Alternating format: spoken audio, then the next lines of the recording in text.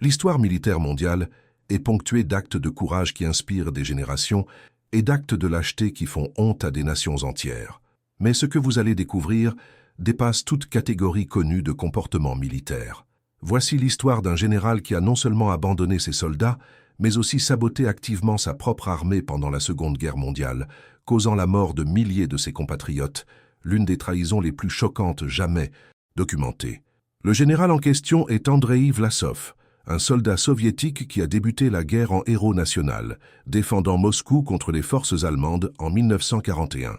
Vlasov était considéré comme l'un des commandants les plus brillants de l'armée rouge, s'étant distingué dans la défense de la capitale soviétique alors que les troupes nazies étaient pratiquement aux portes du Kremlin. Staline lui a personnellement rendu hommage et l'a promu, lui confiant des missions de plus en plus importantes pour la défense de l'Union soviétique. Mais quelque chose changea radicalement dans l'esprit de ce général. Pendant le siège de Leningrad, Vlasov fut capturé par les Allemands en juillet 1942, et ce qui se passa durant sa captivité transforma complètement ses convictions. Au lieu de rester fidèle à l'Union soviétique, comme on l'attend de tout officier militaire, Vlasov prit une décision qui allait choquer le monde entier. Il décida de collaborer activement avec les nazis contre son propre pays. La transformation de Vlasov de héros en traître ne fut ni progressive ni justifiable. Alors que des millions de soldats soviétiques mouraient en défendant leur patrie, ce général commença à recruter des prisonniers de guerre soviétiques pour former une armée collaborationniste qui combattrait aux côtés des Allemands. Il trahit non seulement ses supérieurs et son gouvernement, mais condamna également à mort des milliers de soldats qui lui avaient fait confiance. L'armée de libération russe, comme on l'appelait alors, devint l'un des outils les plus efficaces des nazis pour combattre les forces soviétiques. Vlasov utilisa sa connaissance approfondie des tactiques, des stratégies et des faiblesses de l'armée rouge pour aider les Allemands à planifier des attaques dévastatrices contre ces anciennes unités. Chaque information qu'il fournissait entraînait la mort de soldats soviétiques qui le considéraient encore comme un héros. Le sabotage systématique perpétré par Vlasov contre sa propre armée incluait la fourniture d'informations sur les positions d'artillerie, les voies de ravitaillement, les codes de communication et les plans de bataille. Plus choquant encore, il mena personnellement des attaques contre les forces soviétiques, portant des uniformes allemands tout en commandant des soldats russes, contraints ou persuadés de rejoindre sa cause traîtresse. Le chemin d'un héros soviétique vers l'abîme. Si cette histoire vous touche autant qu'elle nous a touché lors de nos recherches, n'hésitez pas à laisser un j'aime pour soutenir notre travail et permettre à davantage de personnes de découvrir ces épisodes historiques cruciaux. Abonnez-vous à la chaîne et cliquez sur le bouton « I-Part » pour nous soutenir. Votre soutien est essentiel pour que nous puissions continuer à vous présenter ces récits historiques fascinants et importants. Voyons maintenant comment un héros national est devenu le plus grand traître à son pays. Andreï Andreïevitch Vlasov est né en 1901 dans une famille paysanne de la région de Nijni Novgorod. Dès son plus jeune âge, il a démontré des aptitudes pour le leadership et la stratégie militaire, s'engageant dans l'armée rouge pendant la guerre civile russe. Son ascension militaire fut fulgurante, démontrant une compétence exceptionnelle lors de plusieurs campagnes et gagnant la confiance de ses supérieurs grâce à de brillantes victoires tactiques.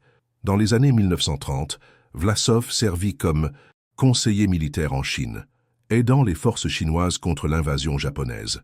Cette expérience internationale élargit sa perspective militaire et politique, mais le confronta également à des idéologies différentes de celles prônées par le régime soviétique.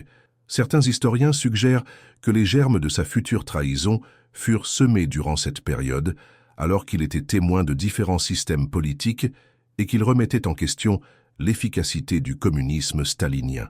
Lorsque l'opération Barbarossa fut lancée par les Allemands en juin 1941, Vlasov commandait le 4e corps mécanisé en Ukraine. Malgré les revers initiaux subis par l'armée rouge, il parvint à réorganiser ses forces et à mener plusieurs replis tactiques qui sauvèrent des milliers de soldats soviétiques de l'encerclement allemand. Ses compétences attirèrent l'attention de Staline, qui le fit rapidement progresser dans l'armée. La défense de Moscou en novembre et décembre 1941 fit de Vlasov un héros national. À la tête de la 20e armée, Il mena des contre-attaques décisives qui repoussèrent les forces allemandes hors de la capitale soviétique. La presse soviétique le célébra comme l'un des sauveurs de Moscou, et Staline lui décerna personnellement plusieurs médailles pour sa bravoure et ses prouesses tactiques.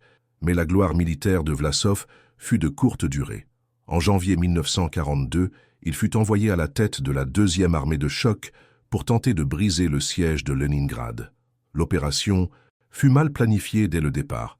Approvisionnements insuffisants, communications défaillantes et objectifs irréalistes. Les forces de Vlasov se retrouvèrent piégées dans un terrain marécageux, sans possibilité de retraite ni de renfort. Pendant des mois, la 2e armée de choc lutta désespérément contre l'encerclement allemand, subissant de terribles pertes dues à la faim, à la maladie et aux attaques incessantes. Vlasov tenta à plusieurs reprises de demander l'ordre de se replier ou d'envoyer des renforts, mais Staline rejeta toute suggestion autre que celle de poursuivre l'attaque. La frustration et l'amertume de Vlasov envers les dirigeants soviétiques commencèrent à croître de manière exponentielle durant cette terrible période. En juillet 1942, son armée étant pratiquement anéantie et sans espoir de fuite, Vlasov fut finalement capturé par les Allemands. Les événements des premiers jours de sa captivité restent controversés, mais il est clair que la combinaison du ressentiment envers Staline, de la désillusion envers le système soviétique et peut-être de la coercition allemande l'amena à prendre la décision la plus décisive de sa vie. La capture est la décision fatale. Le moment exact où Andreï Vlasov a décidé de trahir sa patrie demeure entouré de mystères et de controverses historiques. Ce que l'on sait, c'est que sa capture par les Allemands en juillet 1942 a marqué le début de l'une des collaborations militaires les plus dévastatrices de la Seconde Guerre mondiale. La transformation d'un général respecté en collaborateur actif ne s'est pas faite du jour au lendemain, mais a été le résultat d'une combinaison toxique de facteurs personnels, politiques et psychologiques. Lorsque Vlasov fut emmené au camp de prisonniers allemands, il ne fut pas traité comme un prisonnier ordinaire. Les agents des services de renseignement allemands reconnurent immédiatement sa valeur potentielle comme symbole de la résistance anti-soviétique. Ils l'isolèrent des autres prisonniers et entamèrent un processus systématique de persuasion combinant privilèges spéciaux et propagande anti-stalinienne soigneusement élaborée. Les Allemands présentèrent à Vlasov les preuves des atrocités commises par le régime de Staline, notamment les purges militaires des années 1930, qui avaient éliminé des milliers d'officiers compétents, et les politiques brutales qui avaient provoqué une famine massive en Ukraine. Ils affirmèrent que Staline avait trahi le peuple russe bien avant toute collaboration avec les Allemands, et que la véritable trahison résidait dans le fait de continuer à servir un régime qui avait sacrifié des millions de vies pour le pouvoir politique. La propagande allemande fut particulièrement efficace car elle exploitait les frustrations légitimes que Vlasov avait vécues de près. Il avait vu comment l'incompétence et la paranoïa de Staline avaient inutilement coûté la vie à des milliers de soldats sous son propre commandement. La destruction de la 2e armée de choc, suite à des ordres irréalistes de Moscou, avait laissé de profondes cicatrices dans son esprit. En septembre 1942, 2 mois seulement après sa capture, Vlasov prit une décision qui allait définir le reste de sa vie et son héritage historique. Il accepta de collaborer avec les Allemands pour former un mouvement anti-soviétique qui utiliserait des prisonniers de guerre russes comme soldats contre son propre pays. Il justifia sa décision en affirmant qu'il combattait pour la libération du peuple russe de la tyrannie communiste et non pour la victoire de l'Allemagne nazie. Cette rationalisation ne pouvait cependant masquer la brutale réalité de ce que Vlasov s'apprêtait à faire. En acceptant de collaborer, il trahissait non seulement Staline ou le Parti communiste, mais condamnait également à mort des milliers de soldats soviétiques qui continuaient à lutter courageusement contre l'invasion nazie. Chaque renseignement fourni, chaque tactique révélée, chaque soldat recruté entraînerait directement la mort de ses compatriotes. La décision de Vlasov fut particulièrement choquante, car il n'était pas un officier marginal ou mécontent, mais l'un des généraux les plus respectés et les plus brillants de l'armée rouge. Sa trahison provoqua une onde de choc au sein de l'establishment militaire soviétique et offrit aux Allemands un outil de propagande incroyablement puissant pour saper le moral des Soviétiques. La première étape de Vlasov dans sa nouvelle carrière de collaborationniste fut de signer un manifeste anti-soviétique largement diffusé parmi les prisonniers de guerre russes. Ce document, connu sous le nom de « Appel de Smolensk », déclarait que Staline avait trahi le peuple russe et qu'il était du devoir de tout patriote russe de rejoindre la lutte contre le régime communiste. Ce manifeste servirait à recruter des dizaines de milliers de soldats pour ce qui deviendrait l'armée de libération russe. La formation de l'armée de la trahison. La création de l'armée de libération russe, sous le commandement de Vlasov, constitua l'un des projets collaboratifs les plus ambitieux et les plus dévastateurs de la Seconde Guerre mondiale. Ce qui n'était au départ qu'une idée de propagande allemande se transforma rapidement en une véritable force militaire qui allait causer des dommages considérables aux forces soviétiques et au moral de la population russe qui résistait encore à l'invasion nazie. Le recrutement pour l'armée collaborationniste commença dans les camps de prisonniers allemands, où des millions de soldats soviétiques capturés étaient confrontés à des conditions inhumaines, à une faim extrême et à une mort quasi certaine. Vlasov et ses agents sillonnèrent ces camps, proposant une alternative. Rejoindre l'armée de libération russe signifiait une nourriture adéquate, des soins médicaux, de nouveaux uniformes et la possibilité de se battre pour une Russie libérée du communisme stalinien. La propagande utilisée pour recruter des soldats était sophistiquée et psychologiquement dévastatrice. Vlasov attaquait non seulement Staline et le système communiste, mais faisait également appel au sentiment nationaliste russe, affirmant que le véritable patriotisme exigeait le renversement du régime soviétique. Il promettait qu'après la victoire sur le communisme, une nouvelle Russie démocratique émergerait, libérée de la tyrannie stalinienne et de l'influence allemande. De nombreux soldats soviétiques qui rejoignirent l'armée de Vlasov n'étaient pas motivés par des convictions politiques, mais par la simple volonté de survivre. Les conditions de vie dans les camps de prisonniers allemands étaient si horribles que la collaboration semblait la seule alternative à la mort par la faim ou la maladie. Ces soldats prévoyaient souvent de déserter à la première occasion, mais nombre d'entre eux furent finalement contraints de combattre contre leurs anciennes unités en raison du strict contrôle allemand. L'entraînement des collaborateurs russes était assuré par des officiers allemands expérimentés sur le front de l'Est, mais sous la supervision directe de Vlasov et d'autres officiers soviétiques ayant rejoint la cause collaborationniste. La connaissance approfondie que ces traîtres possédaient des tactiques, de l'équipement et du moral des troupes soviétiques rendait cet entraînement extrêmement efficace et dangereux pour les forces soviétiques. La première unité significative de l'armée de libération russe fut formée en mars 1943 et reçut des uniformes allemands modifiés, arborant des insignes russes spécifiques. Ces uniformes étaient conçus pour semer la confusion psychologique parmi les troupes soviétiques, qui hésitaient souvent à tirer sur des soldats semblant être leurs compatriotes, pour découvrir trop tard qu'ils avaient affaire à des traîtres armés et entraînés. Les premières opérations militaires de l'armée collaborationniste furent menées en collaboration avec des unités allemandes régulières, principalement dans le cadre d'opérations anti-guérilla à l'arrière de l'Allemagne. Vlasov insista pour que ces troupes participent à des combats frontaux contre l'armée rouge afin de prouver leur efficacité et d'acquérir une plus grande autonomie opérationnelle face aux Allemands. La croissance de l'armée de libération russe fut d'une rapidité alarmante par rapport aux standards soviétiques. À la mi-1943, Vlasov commandait plus de 50 000 soldats organisés en plusieurs divisions, équipés de matériel allemand moderne et soutenus par l'artillerie et des blindés. Cette force représentait une réelle menace, non seulement sur le plan militaire, mais aussi sur le plan de la propagande, démontrant qu'un nombre important de soldats soviétiques avaient choisi de combattre leur propre patrie. L'intégration des forces de Vlasov à l'effort de guerre allemand ne se fit pas sans difficulté. De nombreux officiers allemands se méfiaient profondément des collaborateurs russes, les considérant comme des opportunistes peu fiables, susceptibles de changer de camp si le cours de la guerre tournait. Cette méfiance entraîna des tensions constantes autour du commandement, de l'équipement et des objectifs opérationnels, limitant l'efficacité globale de l'armée collaboratrice.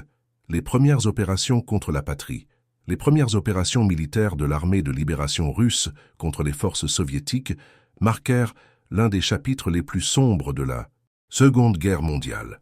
Vlasov non seulement fournissait des renseignements aux Allemands, mais menait aussi personnellement des attaques contre des soldats qui, quelques mois plus tôt encore, étaient ses compatriotes et subordonnés. Ces opérations révélèrent l'ampleur de sa trahison et l'impact dévastateur que sa collaboration allait avoir sur l'effort de guerre soviétique. La première opération majeure impliquant les troupes de Vlasov eut lieu en août 1943, lors de la bataille de Koursk. Les unités collaborationnistes furent principalement utilisées pour des opérations de reconnaissance et des attaques de flanc, mettant à profit leur connaissance approfondie des tactiques soviétiques pour identifier les points faibles des défenses de l'armée rouge. Vlasov lui-même supervisa ces opérations, utilisant ses connaissances d'anciens commandants soviétiques pour planifier des attaques visant à maximiser les pertes parmi ses anciennes forces. L'impact psychologique de ces opérations sur les soldats soviétiques fut dévastateur. De nombreuses unités de l'armée rouge firent état de confusion et d'un moral bas lorsqu'elles découvrirent qu'elles étaient attaquées par des soldats qui parlaient russe, connaissaient leur tactique et avaient même reconnu certains de leurs anciens commandants parmi les traîtres. Cette guerre psychologique fut l'une des armes les plus efficaces de Vlasov contre son ancienne patrie. Les opérations antipartisanes représentaient un autre aspect crucial de la collaboration de Vlasov.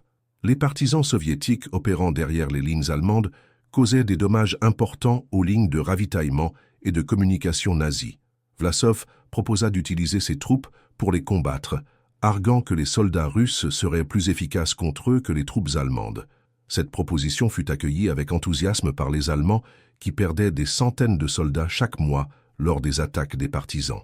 Les Stütze, campagnes anti-partisanes menées par les forces collaborationnistes, furent particulièrement brutales. Vlasov supervisa personnellement des opérations qui aboutirent à la destruction de villages entiers soupçonnés de soutenir les partisans soviétiques.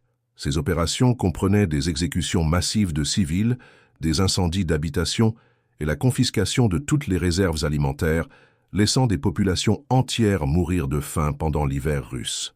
L'une des opérations les dites plus choquantes eut lieu en octobre 1943, lorsque les unités de Vlasov attaquèrent une base de partisans connue sous le nom de Forêt du Loup dans la région de Briansk. Grâce aux informations fournies par des transfuges soviétiques, les forces collaborationnistes réussirent à encercler complètement le camp de partisans pendant la nuit. La bataille qui s'ensuivit dura 3 jours et coûta la vie à plus de 800 partisans soviétiques et environ 200 collaborationnistes. Ce qui rendit cette opération particulièrement horrible, c'est que nombre des partisans tués étaient des soldats ayant servi sous le commandement direct de Vlasov. Certains participants à la bataille rapportèrent que Vlasov lui-même avait été vu exécutant personnellement des soldats qui refusèrent de se rendre, criant qu'ils étaient des traîtres à Staline, qui méritaient la mort pour avoir continué à se battre pour le communisme. L'efficacité militaire des opérations de Vlasov contre les forces soviétiques était indéniable. Ses troupes capturèrent des milliers de soldats soviétiques, détruisirent des dizaines de bases de partisans et fournirent des renseignements cruciaux qui permirent aux Allemands de lancer des attaques dévastatrices contre les positions de l'armée rouge. Chaque victoire des forces collaborationnistes représentait une double défaite pour les soviétiques, des pertes militaires directes et le choc psychologique de savoir que leurs compatriotes combattaient aux côtés de l'ennemi. La propagande soviétique a d'abord tenté de minimiser l'impact de la trahison de Vlasov, qualifiant les collaborateurs uniquement de bandits et criminels. Mais l'efficacité militaire persistante des forces de Vlasov a contraint les autorités soviétiques à reconnaître publiquement la menace et à mettre en œuvre des mesures drastiques pour combattre les collaborateurs et leur influence sur le moral des troupes soviétiques. L'impact sur la moralité soviétique. La trahison de Vlasov et le succès initial de son armée de libération russe provoquèrent une onde de choc bien au-delà des champs de bataille. L'impact psychologique sur le moral soviétique fut dévastateur, forçant Staline et les dirigeants communistes à affronter une terrible réalité. Un nombre important de soldats soviétiques étaient prêts à prendre les armes contre leur propre patrie. Les premiers rapports sur la collaboration de Vlasov furent d'abord étouffés par la censure soviétique, mais les rumeurs se répandirent rapidement dans les rangs de l'armée rouge.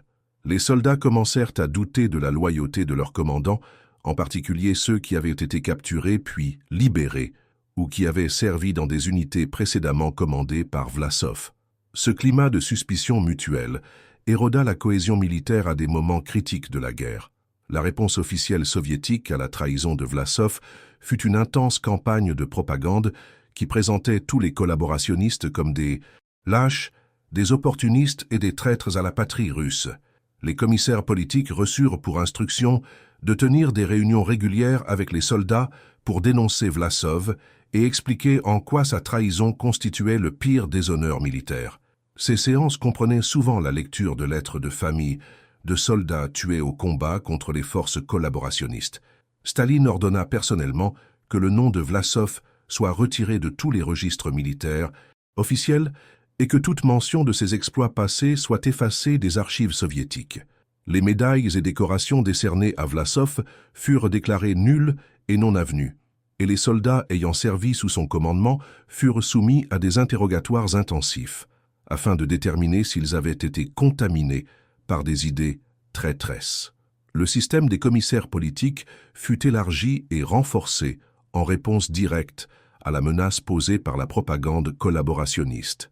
Ces officiers politiques reçurent des pouvoirs accrus pour superviser les commandants militaires et signaler tout signe de déloyauté ou de pensée anti-soviétique.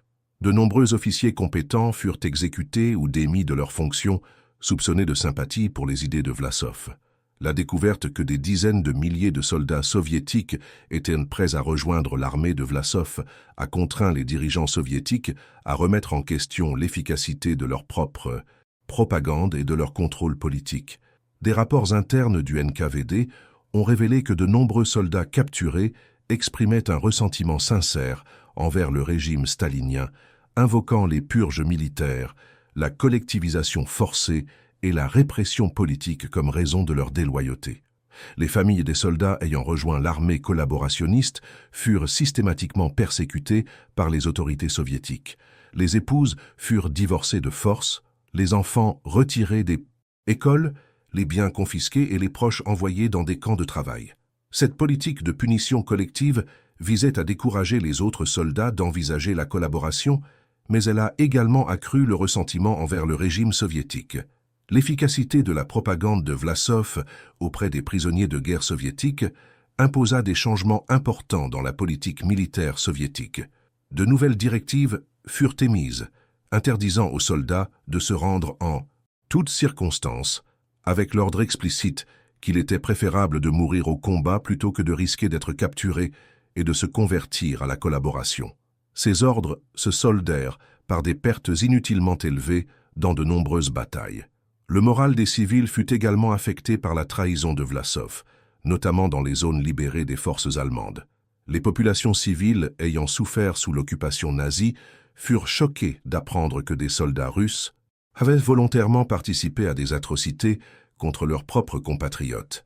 Cette révélation compliqua les efforts de reconstruction après la libération et créa des divisions durables au sein de nombreuses communautés. L'expansion de la collaboration. Le succès initial de l'armée de libération russe sous le commandement de Vlasov encouragea d'autres officiers soviétiques capturés à envisager une collaboration avec les Allemands. Ce qui avait commencé comme un cas isolé de trahison militaire se transforma rapidement en un mouvement collaborationniste plus vaste qui menaçait de compromettre fondamentalement l'effort de guerre soviétique.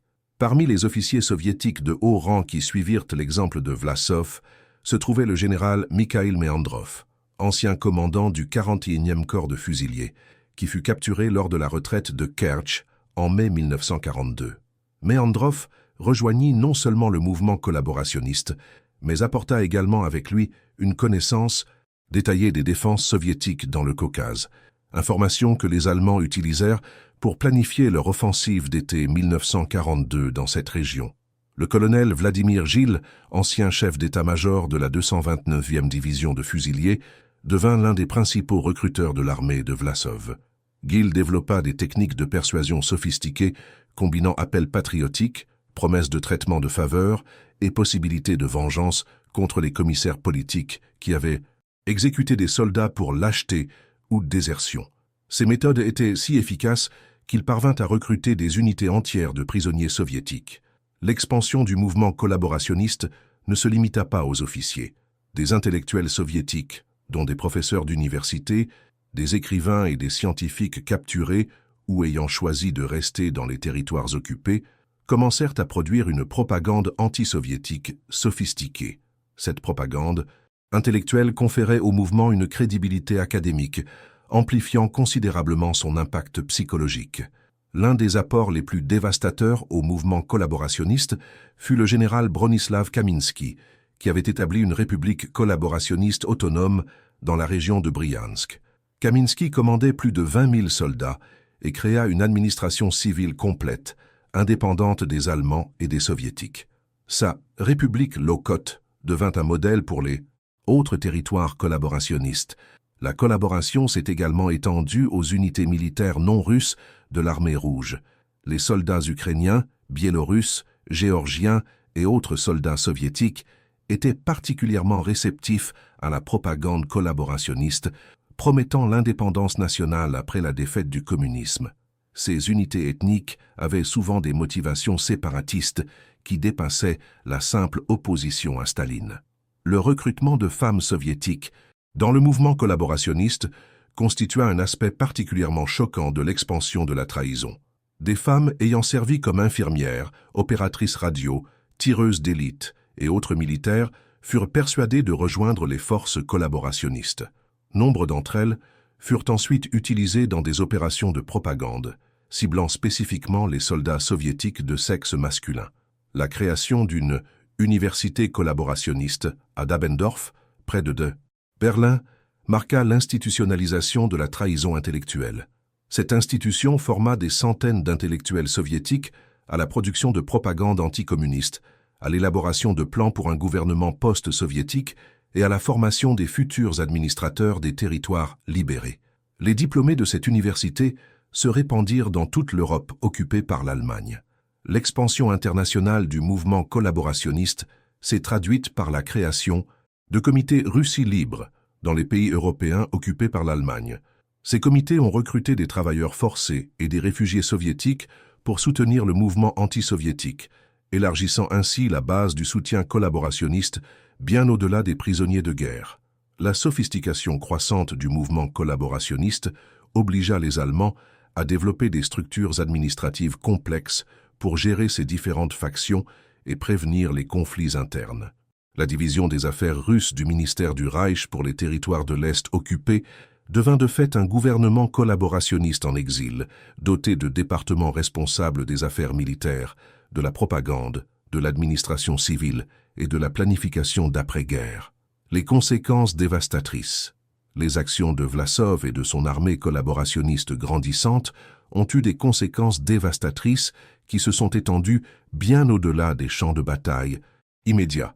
L'impact de sa trahison se mesure non seulement en termes de pertes humaines, mais aussi en termes de dommages durables infligés au tissu social soviétique et aux relations internationales pendant et après la guerre. Les pertes militaires directes causées par les forces de Vlasov sont estimées à plus de 100 000 soldats soviétiques tués, blessés ou capturés, conséquence directe des opérations collaborationnistes. Ces chiffres incluent non seulement les pertes au combat, mais aussi les exécutions de partisans, les massacres de civils soupçonnés de soutenir la résistance et la mort de prisonniers de guerre ayant refusé de rejoindre le mouvement collaborationniste. L'impact sur le renseignement militaire soviétique fut particulièrement dévastateur. Vlasov et d'autres officiers traîtres fournirent aux Allemands des informations détaillées sur les structures de commandement soviétiques, les codes de communication, les tactiques militaires et la localisation des unités. Ces renseignements permirent aux Allemands de lancer des frappes préventives qui détruisirent des divisions entières de l'armée rouge avant même qu'elles ne puissent se mobiliser efficacement. Le sabotage des opérations de guérilla constitua un autre aspect dévastateur de la collaboration de Vlasov. Grâce à leur connaissance approfondie des méthodes des partisans soviétiques, les forces collaborationnistes réussirent à détruire des centaines de bases de guérilla et à éliminer des réseaux de résistance qui avaient mis des années à se constituer. Cette répression de la résistance prolongea considérablement l'occupation allemande dans de nombreuses régions. Les dommages causés au moral civil furent immenses et durables. Des communautés entières, victimes de l'occupation nazie, furent traumatisées d'apprendre que des soldats russes avaient volontairement participé à des atrocités contre des civils soviétiques. De nombreuses familles furent définitivement divisées entre ceux qui soutenaient la résistance et ceux qui avaient collaboré ou sympathisé avec le mouvement de Vlasov. La propagande collaborationniste eut de profonds effets psychologiques qui persistèrent longtemps après la fin de la guerre. Les soldats soviétiques exposés à la propagande de Vlasov exprimèrent fréquemment des doutes quant à la légitimité du régime soviétique, même après leur retour de captivité. Ces doutes contribuèrent aux problèmes de discipline et de morale qui rongèrent l'armée rouge jusqu'à la fin de la guerre. Les conséquences internationales de la trahison de Vlasov ont notamment porté un préjudice considérable à la réputation militaire soviétique auprès des alliés occidentaux. Les rapports faisant état d'une collaboration massive de soldats soviétiques ont soulevé des questions quant à la loyauté et à la fiabilité de l'armée rouge en tant que partenaire militaire. Ces inquiétudes ont influencé les discussions stratégiques des alliés et ont contribué à des tensions qui allaient plus tard donner naissance à la guerre froide. La réponse punitive soviétique à la collaboration a créé un climat de terreur qui a touché des millions de personnes. Les familles des collaborateurs ont été systématiquement persécutées, biens confisqués, enfants retirés des écoles et proches envoyés dans des camps de travail. Cette politique de punition collective a suscité un ressentiment généralisé qui a persisté pendant des décennies après la fin de la guerre. L'héritage psychologique de la trahison de Vlasov a profondément marqué la société soviétique d'après-guerre. La révélation que des centaines de milliers de soldats soviétiques avaient choisi de combattre leur propre patrie a remis en question les discours officiels sur l'unité nationale et la loyauté patriotique. Ce traumatisme collectif a influencé la politique intérieure soviétique pendant des décennies, contribuant à la paranoïa du régime quant à la loyauté populaire et aux dissensions internes. La documentation minutieuse des atrocités collaborationnistes commises par les Allemands fut plus tard utilisée par les alliés occidentaux comme preuve de la brutalité de la guerre sur le front de l'Est. Cette documentation comprenait des photographies, des films et des témoignages montrant des soldats russes participant volontairement à des exécutions de masse, des déportations et la destruction de villages soviétiques. Ces documents eurent un impact durable sur la perception occidentale de la société soviétique. La fin d'une trahison et le jugement de l'histoire. L'effondrement du régime nazi en 1945 scella le sort de Vlasov et de ses collaborateurs, mais les circonstances de sa capture et de son exécution révélèrent des aspects encore plus sombres de sa trahison. Alors que l'Allemagne se désintégrait sous l'avancée des forces alliées, Vlasov et ses partisans furent confrontés à la dure réalité. Ils avaient misé sur le camp des perdants d'une guerre qui avait dévasté leur propre patrie. Dans les derniers mois de la guerre, alors que la défaite allemande devenait évidente, de nombreux collaborateurs tentèrent de fuir vers l'ouest, espérant trouver refuge auprès des alliés. Vlasov mena personnellement plusieurs tentatives désespérées pour négocier la reddition aux forces américaines ou britanniques, offrant des informations sur les opérations militaires soviétiques en échange d'une protection contre la vengeance de Staline. La dernière opération militaire significative des forces de Vlasov eut lieu en mai 1945, lorsque ses troupes participèrent à la défense de Berlin aux côtés des restes de l'armée allemande. Ironiquement, le général qui avait trahi son propre pays se battait désormais jusqu'à la mort pour défendre la capitale du régime qui avait exploité sa trahison. Cette ultime bataille se solda par la mort de milliers de collaborateurs russes morts en défendant une ville allemande contre les soldats soviétiques. La capture de Vlasov par les forces américaines le 12 mai 1945 laissa initialement espérer qu'il échapperait à la justice soviétique. Les responsables américains étaient initialement enclins à traiter Vlasov comme un réfugié politique plutôt que comme un criminel de guerre, notamment compte tenu des tensions croissantes liées à la guerre froide. Certains agents du renseignement américain virent un intérêt potentiel à utiliser Vlasov et sa connaissance des opérations militaires soviétiques. Cependant, les accords de Yalta exigeaient que tous les citoyens soviétiques capturés soient rapatriés en Union soviétique, quelle que soit leur situation ou leurs souhaits personnels. Malgré les supplications désespérées de Vlasov et les inquiétudes de certains responsables américains quant à son sort, les considérations politiques prirent le pas sur les considérations humanitaires. Le 31 mai 1945, Vlasov fut remis aux autorités soviétiques. Le procès de Vlasov à Moscou fut un événement soigneusement orchestré qui servit de multiples objectifs au régime stalinien. Il servait non seulement à punir le traître le plus notoire de la guerre, mais aussi à envoyer un message clair à quiconque pourrait considérer comme déloyal le système soviétique. La couverture médiatique du procès fut largement relayée par la presse soviétique, le considérant comme un exemple de justice révolutionnaire. Durant le procès, qui dura plusieurs semaines, Vlasov ne manifesta guère de remords pour ses actes, continuant d'affirmer qu'il avait combattu le stalinisme et non le peuple russe. Il maintint que sa collaboration avec les Allemands était motivée par de véritables principes patriotiques et que la véritable trahison avait été commise par Staline contre le peuple soviétique. Cette attitude provocatrice ne fit qu'accroître la colère de ses juges. Le verdict était inévitable dès le départ. Vlasov fut condamné à mort pour trahison, collaboration avec l'ennemi et crime contre le peuple soviétique. Le 1er août 1946, avec plusieurs autres dirigeants collaborationnistes, Vlasov fut exécuté par pendaison dans une prison de Moscou. Sa mort marqua la fin officielle de l'un des chapitres les plus sombres de la participation soviétique à la Seconde Guerre mondiale. Le sort des milliers de simples soldats qui avaient rejoint l'armée de Vlasov fut tout aussi terrible. Ceux qui survécurent à la guerre furent systématiquement traqués par les autorités soviétiques, la plupart étant envoyés dans des camps de travail, forcés ou beaucoup périrent dans des conditions brutales. Des familles entières furent punies pour avoir fréquenté des collaborateurs, créant des cicatrices sociales qui persistèrent pendant des générations. Réflexion sur la trahison et la loyauté. L'histoire d'Andreï Vlasov soulève des questions profondes et troublantes sur la nature de la loyauté, du patriotisme et de la responsabilité morale en temps de guerre. Son cas continue d'être étudié par les historiens, les psychologues et les éthiciens militaires, car il illustre de manière extrême comment des circonstances extraordinaires peuvent conduire des individus à prendre des décisions fondamentalement contraires à leurs valeurs et à leurs engagements antérieurs. La transformation de Vlasov, passant du statut de héros national à celui de collaborateur, illustre la complexité des motivations humaines lors de conflits extrêmes. Ces affirmations selon lesquelles il combattait le stalinisme plutôt que le peuple russe soulignent la difficulté de définir le patriotisme lorsqu'un régime politique est perçu comme oppressif par ses propres citoyens. Cette tension entre loyauté envers l'État et loyauté envers les principes reste d'actualité dans les débats contemporains sur la résistance politique et la désobéissance civile. Le fait que des dizaines de milliers de soldats soviétiques aient choisi de suivre Vlasov suggère que sa trahison n'était pas un cas isolé de faiblesse individuelle, mais reflétait des problèmes systémiques plus vastes au sein de la société soviétique.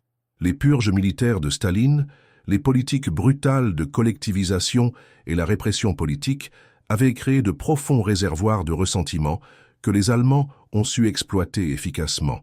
La collaboration de Vlasov illustre également les dangers de la personnalisation des conflits politiques. Sa rage contre Staline et le système soviétique l'a rendu aveugle aux réalités brutales du régime nazi qu'il avait choisi de servir. L'idéologie raciale nazie considérait tous les Slaves, y compris les Russes, comme des sous-hommes voués à l'esclavage ou à l'extermination. Vlasov et ses partisans collaboraient, en substance, avec un régime qui planifiait un génocide contre son propre peuple. La réponse soviétique à la trahison de Vlasov, notamment la punition collective des familles et la suppression de toute discussion sur les causes profondes de la collaboration, illustre la manière dont les régimes autoritaires réagissent souvent aux remises en cause de leur légitimité. Plutôt que de s'attaquer aux problèmes systémiques qui ont contribué à la déloyauté, le régime stalinien a choisi d'intensifier la répression et le contrôle social. L'héritage de Vlasov, dans la mémoire historique russe, reste controversé à ce jour. Si la plupart des Russes le considèrent comme un traître qui méritait son sort, certains révisionnistes affirment qu'il était un patriote incompris qui cherchait à libérer son pays d'un régime tyrannique. Cette division reflète les tensions persistantes au sein de la société russe quant à l'évaluation de la période soviétique et du rôle de Staline dans l'histoire nationale. L'histoire de Vlasov offre également d'importantes leçons sur les limites de la coercition et de la propagande militaire. Malgré les efforts allemands pour présenter l'armée de libération russe comme un véritable mouvement de libération, La collaboration était en réalité principalement motivée par le besoin désespéré de survivre dans des camps de prisonniers cruels. Cette dynamique soulève des questions sur le consentement véritable dans des situations de coercition extrême. Le cas de Vlasov démontre comment des décisions individuelles peuvent avoir des conséquences historiques considérables. Son choix de collaborer a non seulement coûté des dizaines de milliers de vies, mais a également fourni aux Allemands un puissant outil de propagande qui a prolongé la résistance nazie et compliqué les efforts de reconstruction d'après-guerre. Cette responsabilité individuelle face aux conséquences collectives reste un thème central des discussions sur le leadership et la responsabilité morale. Une analyse moderne de la trahison de Vlasov doit également prendre en compte le contexte d'extrême brutalité de la guerre sur le front de l'Est, où les règles conventionnelles de la guerre et la morale furent systématiquement abandonnées par tous les camps. Dans un tel contexte, les distinctions claires entre héroïsme et trahison, résistance et collaboration s'estompent au point de défier tout jugement moral. Si cette histoire complexe et troublante vous a fait réfléchir aux nuances de la loyauté et de la trahison dans l'histoire humaine, n'hésitez pas à aimer pour soutenir nos recherches historiques. Abonnez-vous à la chaîne pour des analyses plus approfondies d'événements historiques controversés et cliquez sur la vidéo en cours de lecture pour découvrir un autre épisode fascinant de la Seconde Guerre mondiale, méconnu. Merci de nous accompagner dans ce voyage à travers l'un des chapitres les plus sombres de l'histoire militaire moderne. Des épisodes comme celui-ci nous rappellent l'importance de bien comprendre les complexités morales des conflits humains.